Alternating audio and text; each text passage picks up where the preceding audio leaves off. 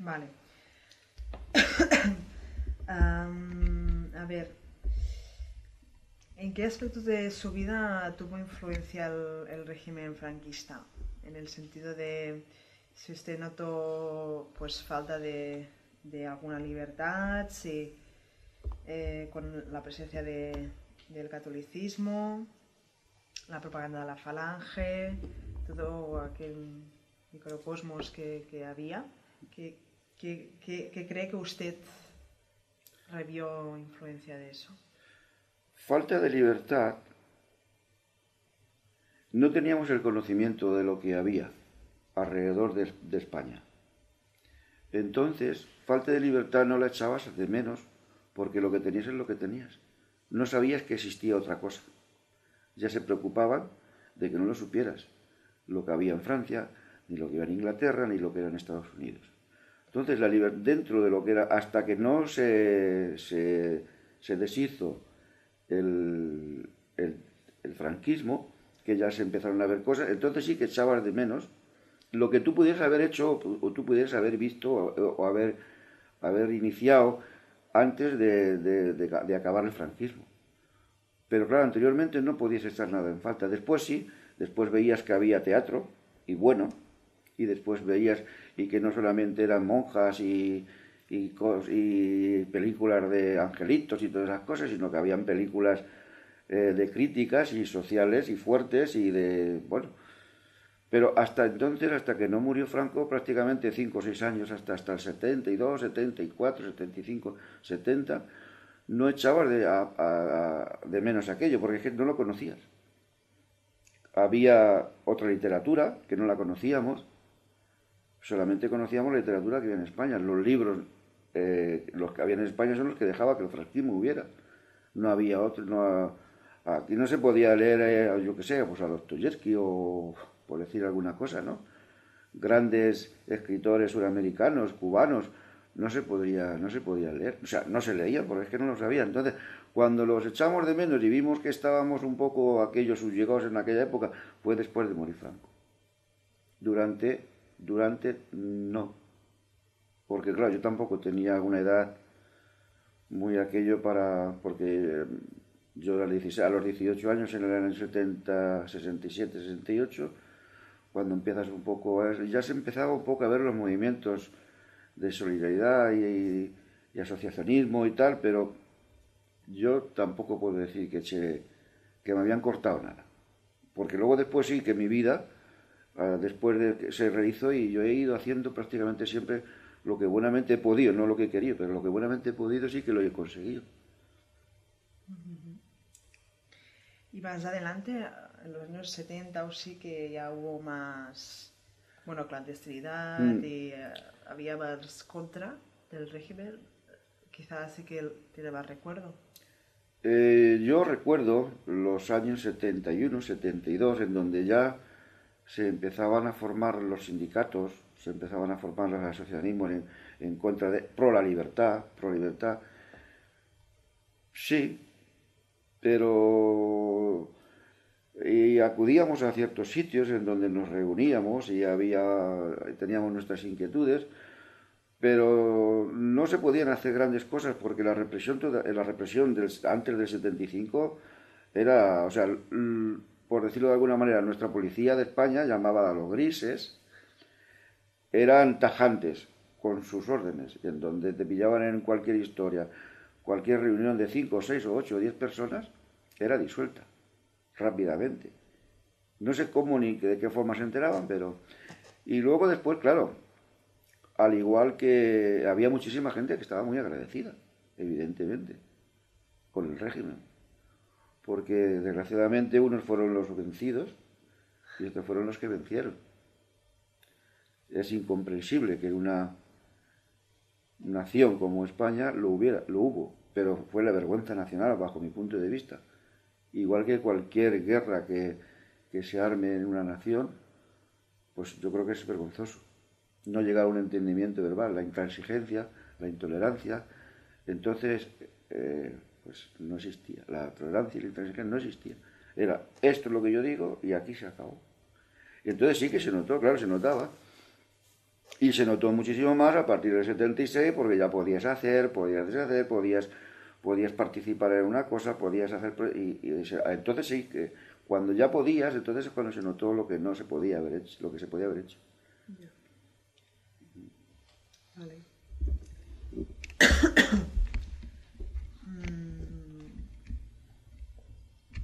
¿Qué más? A ver. Bueno, cuando usted inició en el mundo del trabajo, eh, ¿cómo recuerda sus condiciones de trabajo en aquel momento? El horario, salario, un poco eso. Mis condiciones de trabajo, yo empecé a trabajar cuando tenía 15 o 16 años, ya en mi pueblo de Manzanares. Pero claro, yo tuve la suerte de que empecé a trabajar con un tío mío. Unos tíos míos tenían una cooperativa pequeña de construcción, en donde yo, por los estudios que tenía, había hecho también delineación, había hecho un curso de delineante en construcción. Entonces, mi trabajo se inició a pie de calle o a pie de obra, pero también con unos horarios, con muy pocas horas dedicadas al trabajo, esfuerzo físico, porque la mayoría del tiempo las pasaba en la oficina suya, en donde se desarrollaban los planos, interpretábamos los planos, llevaba el tipo, las nóminas, llevaba parte de la oficina, ¿no? Otro chico que había ido. Entonces, la explotación, el trabajo mío, en aquellos años de los 15, 16, hasta los 18, para mí fue buena, pero por eso que tuve la gran suerte de que estaba con mis tíos, estaba con mi familia, y el esfuerzo físico en algunas ocasiones, ¿no?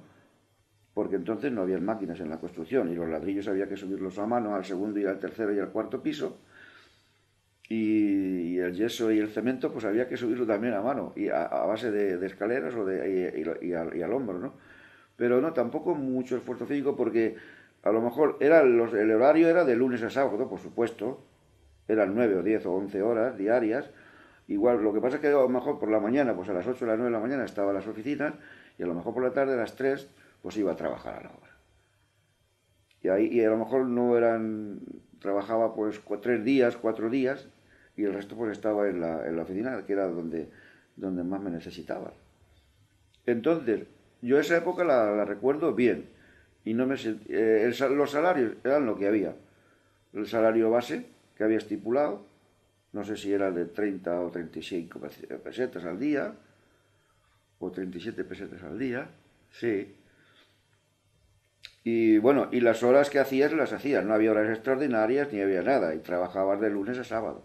Y el domingo, si querías tener tú después dos duros o 4 duros para irte de paseo o irte con los amigos o comprarte unas botas para jugar al fútbol, pues el domingo te tenías que ir a trabajar a hacer chapuzas, a hacer reformas. Con los que sabían, pues tú ibas a ayudarles.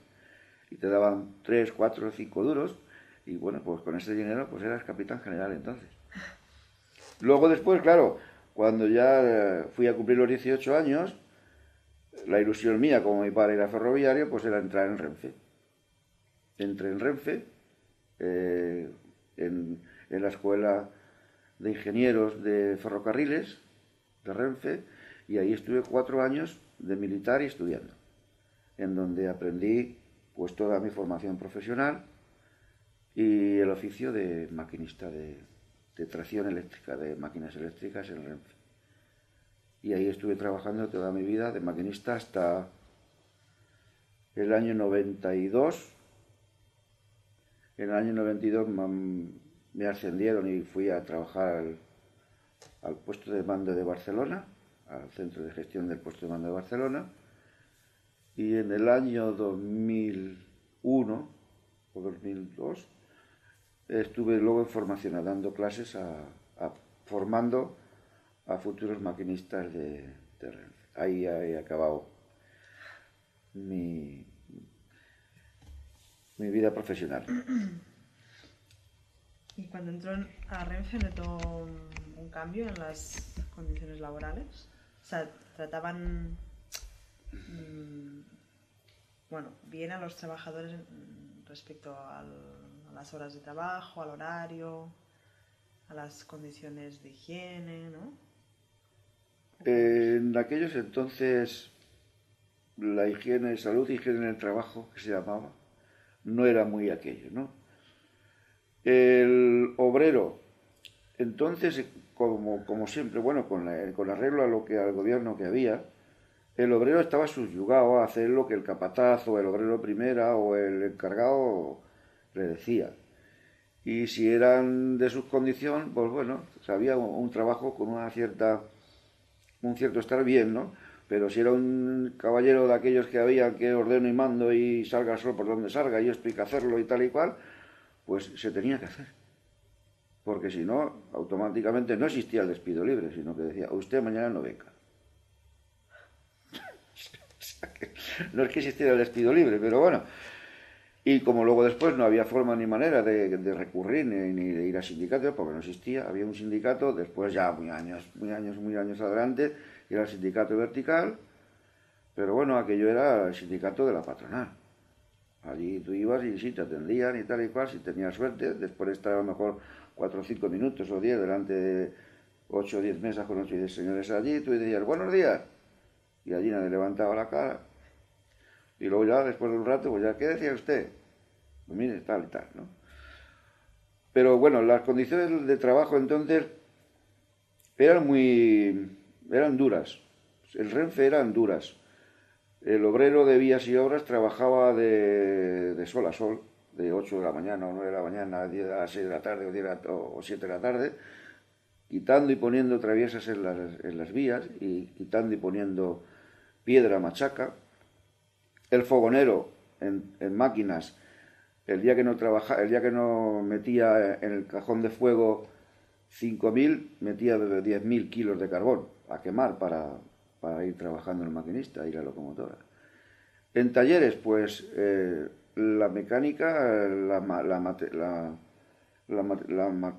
ahora no diré, no había lo que hoy en día, las grúas y todo esto, eran esfuerzos. Habían grandes gatos y grandes esto para levantar las locomotoras y hacerles, pero sobre todo había mucho esfuerzo físico. Y la higiene, sí, existían, no vamos a decir que no, donde se lavaba el personal después de su trabajo en los talleres, sí existía, pero bueno, con lo que entonces había. No, pues, ni había agua fría, ni había agua caliente, ni de nada. Y en los jabones, pues era lo que había entonces, la pastilla de jabón de lagarto, y aquello no había allí, no había ni champú, ni había nada, entonces no existía todo aquello.